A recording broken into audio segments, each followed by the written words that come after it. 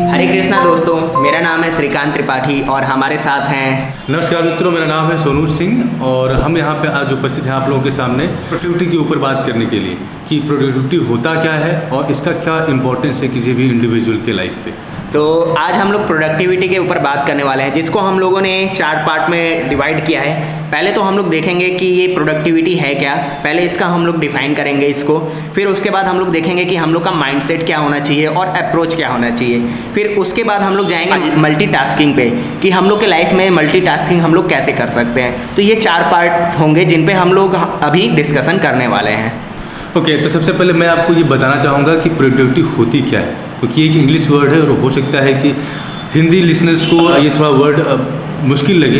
तो प्रोडक्टिविटी का मतलब होता है कि अगर आप कोई डिसीजन लेते हैं, किसी काम में अपने आप को इन्वॉल्व करते हैं तो कितना बेहतर रिजल्ट उसमें ला पाते हैं। कई बार हम स्टडी करने ही बैठते हैं लेकिन हमारा ध्यान स्टडी में नहीं लगता। हम फिजिकली वहाँ प्रेजेंट तो हैं पर मेंटली कहीं और प्रेजेंट रहते हैं। और आज के टाइम में सबसे बड़ा एक डिस्ट्रैक्शन का जो कारण है वो है हमारा सेलफोन। अगर कोई भी नोटिफिकेशन हमको सुनाई देता है, कोई भी नोटिफिकेशन अगर बजता है तो तुरंत हम मोबाइल को चेक करने लगते हैं। और इन सब छोटी छोटी आदतों की वजह से हम प्रेजेंट मोमेंट में नहीं रह पाते और हमारा दिमाग कहीं कहीं और चला जाता है, और जिसके चलते हम जो रिजल्ट ला सकते थे, जो हम काम को बेहतर ढंग से कर सकते थे, उस काम को उतना बेहतर ढंग से नहीं कर पाते। तो अगर आप इन सब चीज़ों को अगर ठीक कर पाएँ तो आपकी प्रोडक्टिविटी इंप्रूव होगी और कहीं न कहीं इसका सीधा असर आपके काम के ऊपर पड़ेगा।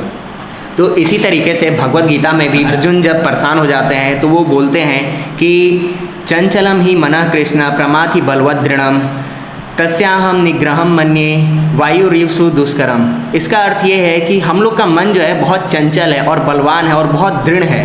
तो इसको हम वायु को तो हम कंट्रोल कर सकते हैं, अर्जुन कहते हैं, लेकिन मन को कंट्रोल करना मेरे बस में नहीं है। तो भगवान यहाँ पे कहते हैं असंशयम महाबाहो मनोदुर्निग्रहम चलम अभ्यासेन तु कौन्तेय वैराग्य च गृह्यते। तो इसका अर्थ ये होता है कि अभ्यास से हम लोग जो है अपने मन को काबू में कर सकते हैं। हम लोग को अभ्यास करते रहना पड़ेगा। अगर हम लोग का मन इधर उधर भाग रहा है किसी भी काम को करने के लिए तो हमें उसे पकड़ के लाना पड़ेगा, और इसके लिए मंथन करना बहुत ज़रूरी है कि आपको पहले ये रियलाइज़ होना चाहिए कि आपका मन इधर उधर चला जा रहा है। किसी लोगों को ये पता ही नहीं होता है कि उनका मन कहाँ जा रहा है, क्योंकि वो काम करने बैठेंगे और कुछ दूसरी बातों को करने लग जाएंगे। तो सबसे ज़रूरी है कि आप लोग पहले मंथन करिए। और किसी भी व्यक्ति को अगर अपने लाइफ में कुछ अगर ग्रो करना है, किसी भी तरह की कुछ अगर अचीवमेंट को पाना है, तो ये बहुत ज़रूरी है कि आपका माइंडसेट बेहतर हो। क्योंकि कई बार अक्सर ऐसा होता है कि हम डिसीजन तो ले लेते हैं पर हमारा डिटर्मिनेशन बहुत ही वीक होता है। यानी 2-4 दिन तक हमारे अंदर मोटिवेशन है, उसके बाद मोटिवेशन गायब हो जाता है और हम धीरे धीरे उस काम से अपना हाथ खींचने लगते हैं। तो अगर आपका माइंडसेट ऐसा है कि एक बार आपने डिसाइड किया तो आप जितना भी टाइम स्पैन अपने तय करते हैं, जितनी भी समय सीमा अपने तय करते हैं, कम से कम उतना समय तो अपने आप को धैर्यपूर्वक उस चीज़ में बनाए रखते हैं। और ये बहुत ज़रूरी है, क्योंकि अगर आप एक फेलियर पर्सन को देखेंगे, एक अचीवर को देखेंगे, तो दोनों बढ़िया डिसीजन लेते हैं, दोनों का डिसीजन बहुत बेहतर होता है। लेकिन जो अचीवर होता है वो पेशेंस बना के रखता है, उसका माइंडसेट ऐसा होता है कि उसने एक बार तय कर लिया तो जब तक उसे कामयाबी नहीं मिलती तब तक वो उस काम में लगा होता है। तो माइंडसेट का बहुत बड़ा रोल होता है आपके आगे बढ़ने में और कुछ चीज़ों को सीख पाने में। तो अब हम लोग चलते हैं हमारे दूसरे पार्ट पे, अप्रोच, कि हमारा अप्रोच क्या होना चाहिए। किसी भी काम को करने के पहले हम लोग का अप्रोच क्या होना चाहिए, तो इसको हम लोग को डिफाइन करेंगे सोनू भैया।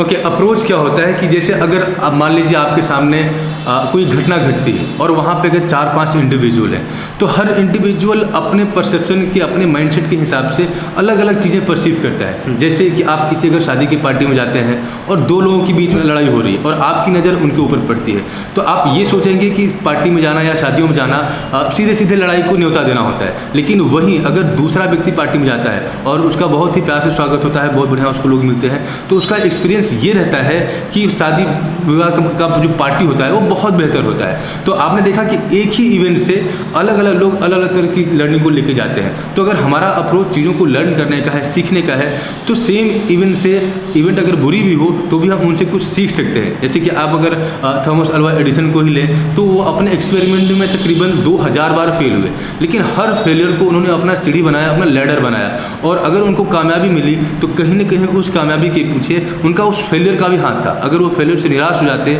और अगर क्विट कर देते तो वो उस चीज़ को इन्वेंट नहीं कर पाते, कामयाबी नहीं मिल पाती उनको। तो अगर आपका अप्रोच ये है कि हमको लर्न करना है, हमको सीखना है, तो मे भी आपके सामने एडवर्स सिचुएशन आएगी, विपरीत परिस्थितियाँ आएंगी, पर फिर भी आप उनसे सीख के आगे बढ़ेंगे। इसके तमाम एग्जाम्पल आपको अपने शास्त्रों में, पुराणों में मिल जाएंगे। अगर आप रामायण की ही बात लें तो भगवान श्री राम जंगल में जाते हैं और उनके साथ बहुत सारी बुरी घटनाएं होती हैं। पहले तो उनको राजपाट छोड़ना पड़ता है, फिर कहीं न कहीं उनके पत्नी का अपहरण हो जाता है, लेकिन इन सारी घटनाओं के बाद वो जरा सा भी विचलित नहीं होते और एक बहुत ही बड़े राजा के खिलाफ, बहुत ही बड़ी सेना के खिलाफ वो एक मुहिम छेड़ते हैं और विजय भी प्राप्त करते हैं। तो कहीं न कहीं अगर आपका अप्रोच सही है तो मुश्किल परिस्थिति आपके सामने आ सकती है, पर उन परिस्थितियों को आप ओवरकम करके और एक अचीवर के तौर पे आप उभर के सामने आ सकते हैं। तो इसलिए आपका अप्रोच बहुत इंपॉर्टेंट होता है अपने लाइफ को आगे लीड करने के लिए। तो इसमें एक चीज़ और हम भी ऐड करना चाहेंगे, जिस तरीके से अभी सोनू भैया बता रहे थे कि हम लोग का जो अप्रोच होना चाहिए वो लर्निंग का होना चाहिए। तो आजकल के युवाओं में या आजकल का जनरेशन ऐसा हो गया है कि आप लोग कहीं भी जाते हैं तो वहाँ पे आप लोग देखते हैं कि मेरा फ़ायदा क्या होगा। तो ये चीज़ आप लोग को नहीं देखना है। अभी सोनू भैया यही बता रहे थे कि आपको अप्रोच करना है लर्निंग के लिए, आपको स्किल सीखने जाना है। किसी भी चीज़ को आपको सीखने के अगर माइंडसेट से अगर आप लोग जाते हैं, ये अप्रोच रहता है कि आपका लर्निंग का अप्रोच रहेगा, आप सीखेंगे किसी चीज़ को, तो आपके अंदर प्रोडक्टिविटी बहुत तेज़ी से बढ़ेगी। अगर आप ये देखेंगे कि आपको फ़ायदा होगा या नुकसान होगा तो आपके अंदर प्रोडक्टिविटी नहीं आएगी, फिर आप मोल भाव करने लग जाएंगे। क्योंकि आप थोड़ा सा भी अगर काम करेंगे तो आपको अगर प्रॉफिट नहीं हो रहा है तो उस काम से आपको झिलझिलाहट होने लग जाएगी और आप जो है उस काम को छोड़ देंगे आधे पर ही। इसलिए बहुत ज़रूरी है कि आप अपना फ़ायदा या नुकसान ना देखें, आप देखें कि आपको सीखने जाना है, किसी भी कार्य को सीखना है सबसे पहले। तो अब हम लोग मल्टीटास्किंग पे बात करते हैं कि मल्टीटास्किंग क्या होगा। ओके, आज के टाइम में हर व्यक्ति चाहता है कि वो अपने करियर में नई ऊंचाइयों को छुए और इसके लिए अपने प्रोफेशनल फ्रंट पे, अपने वर्क प्लेस पे बहुत ही एक्टिव रहना पड़ता है। और कहीं न कहीं हमको ये भी पता होता है कि अगर हम कितना भी मेहनत कर लें लेकिन स्किल का अपग्रेडेशन नहीं हो रहा है, हम नई चीज़ों को नहीं सीख पा रहे हैं, तो फ्यूचर में आने वाली अपॉर्चुनिटी को हम एक्सप्लॉइट नहीं कर पाएंगे, उसका फ़ायदा नहीं उठा पाएंगे। तो वर्क प्लेस भी कितना भी स्ट्रेस हो, कितना भी हमको बर्डन क्यों न हो जाए, लेकिन दिमाग में ये बात रहती है कि कुछ तो नया सीखना पड़ेगा, कुछ तो नया करना पड़ेगा, ताकि फ्यूचर में हमको प्रमोशन मिल जाए, ताकि फ्यूचर में आने वाली अपॉर्चुनिटी का हम फ़ायदा उठा पाएँ। और इसी के चलते आदमी वर्क का भी बर्डन लेता है, अपने स्किल को भी अपग्रेड करता है और कहीं न कहीं वो अपने फैमिली में टाइम नहीं दे पाता या दोस्तों से मिल नहीं पाता है। और आप अगर वर्क प्लेस पे हैं तो कई बार कुछ लोगों के माइंडसेट की, कुछ लोगों के जो आइडियाज़ होते हैं वो टॉक्सिक होते हैं और आप उनसे नेगेटिवली इम्पैक्ट होने लगते हैं। और इसके लिए बहुत आवश्यक हो जाता है कि आप अपने घर में, फैमिली में या फ्रेंड से उन चीज़ों को शेयर करें, थोड़ा सा उन चीज़ों को, थॉट्स को थोड़ा सा बाहर निकालें। और इससे क्या होता है कि आपके अंदर एक माइंडफुलनेस क्रिएट होगा, जिससे आप अपने आप को खुश रख पाएंगे और उस काम को भी इंजॉय कर पाएंगे। तो एक तो हो गया आपका प्रोफेशनल वर्क प्लेस, एक हो गया आपका स्किल अपग्रेडेशन, और उसके बाद आपको बैलेंस करना है अपने पर्सनल रिलेशनशिप को। और जब इन तीनों चीज़ों के बीच में आप बैलेंस बना पाएंगे तभी कहीं न कहीं आपके लिए एक अपॉर्चुनिटी बनती है। अदरवाइज आपका स्ट्रेस लेवल बढ़ता जाएगा, आपके बर्डन बढ़ते जाएंगे और आपका प्रमोशन नहीं हो पाएगा या आप वर्क प्लेस पे अपने एक पॉजिटिव इम्पैक्ट को क्रिएट नहीं कर पाएंगे। तो ये तीनों ही चीज़ें बहुत ज़रूरी हैं अगर आप अपने लाइफ में ग्रोथ को अचीव करना चाहते हैं। तो जैसा कि अभी बताए सोनू भैया कि हम लोग का जो है जो मल्टीटास्किंग होता है, जिसमें हम लोग का प्रोफेशन आता है, फिर उसके बाद हम लोग का जो है रिलेशनशिप आता है और तीसरा स्किल अपग्रेडेशन। ये तीन चीज़ के बारे में अभी सोनू भैया ने बताया। तो इसमें एक चीज़ और हम भी ऐड करना चाहेंगे, इसमें सबसे ज़रूरी होता है कि टाइम मैनेजमेंट। आपका टाइम मैनेजमेंट कैसा है और आपका स्लीपिंग साइकिल कैसा है, क्योंकि अगर आपका टाइम मैनेजमेंट सही होगा और आपकी नींद अच्छी होगी तो आपका किसी भी काम को करने में मन लगेगा। तो अगर आप अपने रात का 9 बजे से लेकर के सुबह का 6 बजे के टाइम मैनेज कर लेते हैं तो आपका पूरा दिन मैनेज हो जाता है, आपको ज़्यादा समय मिल जाता है दूसरों से काम करने के लिए। बिल्कुल। और स्लीपिंग साइकिल का एक और बेनिफिट है कि आज के टाइम में हम इतने स्ट्रेस्ड हैं, इतने व्यस्त हैं कि हम अपने लिए मी टाइम नहीं निकाल पाते। यानी हम हर वक्त कहीं न कहीं व्यस्त हैं, हमारा दिमाग कहीं न कहीं इन्वॉल्व है, चल रहा है। और इसके कारण छोटी छोटी प्रॉब्लम्स भी हमारे लिए बड़ी प्रॉब्लम्स की तरह सामने आगे खड़े हो जाते हैं और हम उनको टैकल नहीं कर पाते। पाते। तो ये बहुत ज़रूरी है कि आप थोड़ा वक्त अपने साथ बिताएं। अपने साथ बिताने का मतलब है कि टेक्नोलॉजी से थोड़ा दूर हो जाएं, थोड़ा बाहर के थॉट से आप दूर हो जाएं और अपने लाइफ के ऊपर, अपने पास्ट के ऊपर, अपने प्रेजेंट के ऊपर और अपने फ्यूचर के बारे में सोचें। इस तरह से क्या होगा कि आप अपने लाइफ में छोटे बड़े प्रॉब्लम्स को सॉल्व कर पाएंगे और आपको एक आइडिया होगा कि आप अपने लाइफ में किस फेज में खड़े हैं और कौन सा डायरेक्शन आपको लेना है। सुबह जल्दी उठने से एक और फायदा होता है कि आप अपने दिन की एक प्लान्ड तरीके से शुरुआत कर सकते हैं। अगर सपोज करिए कि आप 9 बजे उठते हैं, आपको ऑफिस पहुंचना है, तो हड़बड़ाहट में आप खाना खाएंगे, भाग के आप ऑफिस जाएंगे, यानी आपको पता ही नहीं है कि आपके दिन में आपकी प्रायोरिटी क्या है। बस आप सिर्फ भागते जा रहे हैं, भागते जा रहे हैं और दिन के एंड में आपको ये रियलाइज़ होगा कि बहुत सारे काम तो छूट गए। लेकिन अगर आपको अगर सफल जीवन चाहिए, आपको एक अचीवर बनना है, तो आपको पता होना चाहिए कि दिन में आपको करना क्या है, आपको अपनी प्रायोरिटीज़ पता होनी चाहिए। और ये तभी पॉसिबल है जब आप अर्ली उठते हैं तो आप अपने ऊपर ध्यान देते हैं, अपने प्रायोरिटीज़ को सेट करते हैं और एक प्लान तरीके से दिन की शुरुआत करते हैं और ये आपको एक बैलेंस क्रिएट करने में बहुत हेल्पफुल साबित होता है। तो इसी तरीके से हम लोग का जो पहले का आप देख सकते हैं कि हम लोग का जो वैदिक कल्चर होता था उसमें जल्दी सोना और ब्रह्म मुहूर्त में उठ जाने का एक रिवाज था और एक नियम था कि अगर आपको प्रोडक्टिव बनना है, आपको बहुत ज़्यादा से ज़्यादा स्किल डेवलप करना है अगर, क्योंकि आप देख सकते हैं कि हम लोग के वैदिक कल्चर में जो पुराने योद्धा होते थे उन लोगों के पास कितने सारे स्किल होते थे। वो धनुर्विद्या जानते थे, वो तलवार चलाना जानते थे, वो भाला फेंकना जानते थे, यहाँ तक कि वो शास्त्रों में भी बहुत ज़्यादा परिपूर्ण थे। उन लोगों का ज्ञान का लेवल भी बहुत ज़्यादा होता था और जो शारीरिक क्षमता होती थी वो भी हम लोग से बहुत ज़्यादा होती थी, क्योंकि उनका स्लीपिंग साइकिल बहुत अच्छा था। और नींद बहुत ज़रूरी है अगर आपको एक हेल्दी लाइफ जीनी है तो जिस तरीके से वैदिक कल्चर में हम लोग को ब्रह्म मुहूर्त में उठ करके सुबह के अपने दैनिक कार्यों को करके फिर उसके बाद जो है मेडिटेशन के लिए बोला जाता था कि आप अपने लिए टाइम निकालिए। मेडिटेशन से आप अपने अंदर झांकते हैं और अपने अंदर आप प्रायोरिटी को सेट कर पाते हैं कि आपके लिए कौन सा काम जरूरी है और कौन सा काम जरूरी नहीं है। तो आप पूरे दिन को उससे प्लान कर सकते हैं। और जब आप जल्दी उठते हैं तो ऐसे भी आपके पास लोगों से अधिक समय मिलता है और आप देखे होंगे कि ज़्यादातर लोग आज के समय में बहुत देर से उठते हैं। तो आपके पास जो समय मिलेगा सुबह का वो बहुत शांति का समय रहेगा। ये स्टूडेंट के लिए बहुत बढ़िया है भैया। बिल्कुल। देखिए, मैं खुद सुबह उठता हूँ और पिछले तकरीबन 20 साल से मैं वर्कआउट कर रहा हूँ और मेरा फोकस, मेरा जो पूरा अटेंशन होता है वो इस बात को लेके होता है कि हमारा जो वर्कआउट है, हमारा जो भी एक रूटीन है खाने का या सुबह उठने का, वो सारे हमारे प्रोडक्टिविटी को इम्प्रूव करे। और जाहिर सी बात है कि स्टूडेंट्स के लिए टाइम और इम्पोर्टेंट हो जाता है,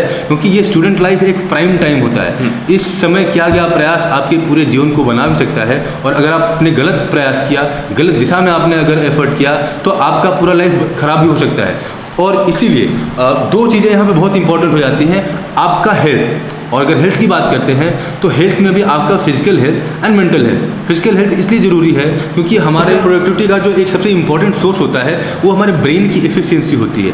क्योंकि अगर हमारा ब्रेन लेस एफिशिएंट है तो चाहे हम कितना भी जोर लगा लें, चाहे हम पढ़ने में कितना भी ध्यान दे दें, हम चीज़ों को लर्न नहीं कर पाएंगे, फोकस नहीं कर पाएंगे। और अगर आपको एफिशिएंट ब्रेन चाहिए तो एक हेल्दी बॉडी का होना बहुत ज़रूरी है। कई बार लोग अच्छा खाना खाते हैं, कई बार वो अपने लिए एक्सपेक्ट करते हैं कि उनका ब्रेन बहुत बढ़िया से काम करे, लेकिन एक साइंटिफिक रिसर्च से बात निकल के आई कि हमारे बॉडी में जो भी एनर्जी जनरेट होती है उसका 80% एनर्जी हमारे ब्रेन के द्वारा कंज्यूम कर लिया जाता है। यानी कि अगर आप हेल्दी हैं तो किसी भी खाने को आप खाते हैं, किसी भी डाइट को आप खाते हैं, उसका आप बेस्ट यूज़ कर पाएंगे, यानी कि वो अच्छे तरीके से डाइजेस्ट हो सकता है और आपकी बॉडी को प्रॉपर न्यूट्रिशन मिल सकता है। और अगर आपको अपने हेल्थ के ऊपर वर्क करना है तो आप इस मिथ को बिल्कुल भी फॉलो मत करिए कि जिम में जाके ही वर्कआउट हो सकता है या आपको हैवी वर्कआउट करना है। आपको सिर्फ किसी न किसी तरह का रेजिस्टेंस क्रिएट करना है। आप सीढ़ियों पे चढ़ सकते हैं, थोड़ा पुशअप कर सकते हैं, स्ट्रेचिंग कर सकते हैं, ये कुछ नॉर्मल सी एक्सरसाइज है। अगर आप 15 से 20 मिनट भी अपने बॉडी को रेजिस्टेंस देते हैं तो इससे हमारे बॉडी को फंक्शन मिलेगा, हम एक्टिव हो जाएंगे और हमारा डाइजेस्टिव सिस्टम भी बेहतर होता चला जाएगा और इस तरह से हमारी हेल्थ इंप्रूव हो सकती है। तो हम लोग को न्यूट्रिशन डाइट में लेना क्या चाहिए? सबसे ज़रूरी तो ये हो जाता है कि हम लोग की डाइट किस तरीके की होनी चाहिए। आजकल के समय में लोग ज़्यादातर जंक फूड पे चले गए हैं। तो हम लोग के वैदिक कल्चर में बताया गया है कि हम लोग को तेल घी से थोड़ा दूर रहना चाहिए, जंक फूड से दूर रहना चाहिए, सात्विक आहार पे रहना चाहिए। और उसी तरीके से अगर आप जंक फूड भी ज़्यादा खाते हैं तो आपको हर समय नींद आएगी, हर समय आपका बॉडी वेट बढ़ा हुआ लगेगा, आपको भारीपन रहेगा। लेकिन अगर आप सात्विक आहार पे रहते हैं, ताज़े आहार पे रहते हैं, फल पे रहते हैं और जो घर पे खाना बनता है, तो आप उसको खा के देखेंगे कि आपके अंदर एक्टिविटी बहुत तेज़ी से हो रही है, मतलब आपका बॉडी जो है वो हर समय एक्टिव है। यस और अगर इंडिया के हम करंट हेल्थ सिनेरियो को देखें तो ओबेसिटी आज एक बहुत बड़ी समस्या है। कई स्कॉलर जो हैं वो इस बात पे भी चर्चा करते हैं कि हमको जंक फूड्स के ऊपर टैक्स लगा देना चाहिए ताकि हम इसको रिस्ट्रिक्ट कर पाएँ, रोक पाएँ, क्योंकि आज जंक फूड के चलते ओबेसिटी इंक्रीज़ हो रही है। और अगर आपके पास ओबेसिटी है, आपका वेट अगर बढ़ रहा है तो हार्ट प्रॉब्लम, शुगर या बहुत सारी अलग अलग सीवियर डिजीज़ आपको पकड़ लेंगे। और इस तरह से आप भले ही इंटेलिजेंट हैं लेकिन अगर आप का हेल्थ सही नहीं है तो आप वर्क प्लेस पे बिल्कुल भी एफिशिएंट नहीं रह पाएंगे और इसका सीधा सीधा असर आपके प्रोडक्टिविटी के ऊपर होगा। और नेक्स्ट पॉइंट हमारा है मेंटल हेल्थ, क्योंकि अगर आप प्रोडक्टिव होना चाहते हैं तो ये बहुत ज़रूरी है कि आपका ध्यान, आपका फोकस बहुत बेहतर हो। आज के टाइम में ये बहुत बड़ी समस्या है, क्योंकि अगर हम कहीं पे कुछ काम स्टार्ट करते हैं तो हमारा अटेंशन उस जगह पे नहीं रहता। और इसके पीछे कारण है टेक्नोलॉजी, क्योंकि आज 4G या इवन 2-4 महीने में 5G भी मार्केट में आ जाएगा। और इसके चलते क्या है कि एक अलग अलग एप्लीकेशन के पीछे बहुत सारे इंजीनियर्स लगे होते हैं, उनका इंटरफेस इस तरह से तैयार किया जाता है ताकि वो अगर कोई इंडिविजुअल उसको एक्सेस करता है तो काफ़ी देर तक वहाँ पे रुके। और इसके लिए ये चीज़ बहुत ज़रूरी होती है कि आप अपने पर्पज़ को समझें। आपका पर्पस, आपका अवेयरनेस आपको इस भटकाव से बचा सकता है। और अगर आपका अटेंशन सही है, आपका फोकस सही है, तो जाहिर सी बात है कि अगर आप 1 घंटे भी देते हैं तो उस 1 घंटे को आप प्रॉपर तरीके से यूटिलाइज कर सकते हैं। अगर आप अपने मेंटल हेल्थ को ठीक करना चाहते हैं तो इसके कुछ तरीके हैं। सबसे पहले आप अपने मोबाइल में जाइए और अपने प्रायोरिटी एप्लीकेशन, यानी जो एप्लीकेशंस आपके लिए बहुत इंपॉर्टेंट है उनकी नोटिफिकेशन को छोड़ के बाकी सारे एप्लीकेशंस की नोटिफिकेशन को आप ऑफ कर दिए ताकि अननेसेसरी आपको बार बार कोई नोटिफिकेशन ना मिले। और दूसरी चीज़ ये है कि आपका अटेंशन, आपका ध्यान बार बार कहीं शिफ्ट ना हो, इसके लिए आपको एक्टिव मेडिटेशन की प्रैक्टिस करनी पड़ेगी। कि होता क्या है, कई बार लोग सोचते हैं कि मेडिटेशन का मतलब है कि आपको सुबह उठ के कुछ रिलीजियस एक्टिविटी करनी पड़ती है। मेडिटेशन का मतलब होता है कि आपको अपने ध्यान को केंद्रित करना पड़ता है। ध्यान को केंद्रित करने के लिए आपको रिलीजियस होने की जरूरत नहीं है, रिलीजियस एक्टिविटी में पार्टिसिपेट करने की भी आवश्यकता नहीं है। किसी भी एक पॉइंट पर अपने ध्यान को केंद्रित करिए और जब आप ऐसा करने की कोशिश करेंगे तो आप पाएंगे कि आपका दिमाग बार बार कहीं और चला जा रहा है। लेकिन अगर आप वहाँ बैठे हैं अवेयर होके कि हमको अपना ध्यान केंद्रित ही करना है, तो जब भी आपका दिमाग भटकता है कुछ सेकंड बाद वापस से आप उसको फोकस करना चाहेंगे, वापस से एक पॉइंट पे केंद्रित करना चाहेंगे। और इसके चलते आपकी एक हेल्दी प्रैक्टिस स्टार्ट हो जाएगी और फिर आप ये रियलाइज़ करने लगेंगे कि हमारा दिमाग हमारे बस में नहीं है, इसकी एक अपनी अलग चाल होती है। और इसी तरीके से जब आप वर्क प्लेस में जाएंगे, जब आप अपने काम पे फोकस करने की कोशिश करेंगे और जब भी आपका दिमाग कहीं बाहर जाता है, कहीं अटेंशन शिफ्ट होता है, तो बहुत जल्दी आप अपने अटेंशन को वापस अपने काम पे ला सकते हैं और अपने पूरे फोकस के साथ अपने काम की शुरुआत कर सकते हैं। तो इस तरह से आप अपने मेंटल हेल्थ को इम्प्रूव कर सकते हैं। तो इसी के साथ हम अपने वीडियो को समाप्त करेंगे। आई होप कि वीडियो आपके लिए इन्फॉर्मेटिव होगा। अगर आपको वीडियो पसंद आया तो hit the subscribe button, like and share. हमारे साथ वीडियो में बने रहने के लिए बहुत बहुत धन्यवाद। आपसे अगले वीडियो में मिलते हैं। हरे कृष्णा। हरे कृष्ण।